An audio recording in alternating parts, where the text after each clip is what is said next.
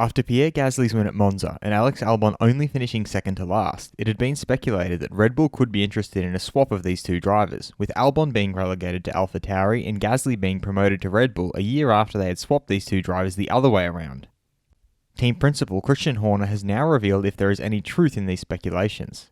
I'm your host Dillon Shelley, and first up on Formula World, will Red Bull swap Gasly and Albon?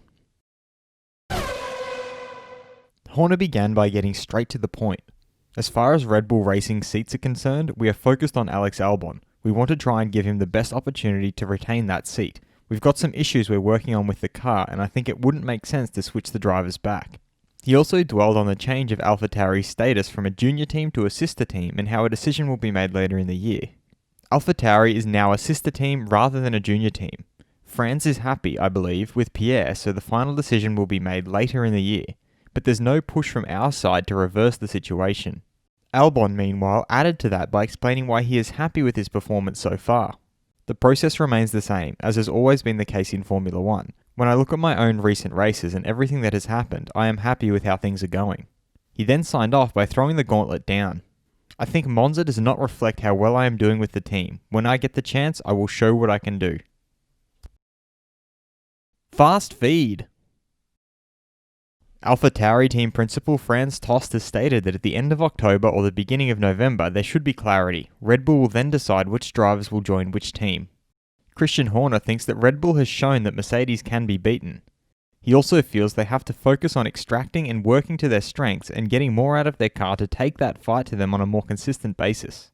He further looked at how on a day where Mercedes didn't for once dominate proceedings, Red Bull weren't able to capitalise on that, which was frustrating. However, it was fantastic to see AlphaTauri, Franz and Pierre get that victory. FIA President Jean Todt divulged that he saw Michael Schumacher last week and that he is fighting. Racing Point Sergio Perez has been handed a one-place grid penalty for the Tuscan Grand Prix for colliding with Kimi Raikkonen during FP2. Ferrari team principal Mattia Binotto is happy for Sebastian Vettel because it's good for the sport that a four-time champion will be competing next year as well.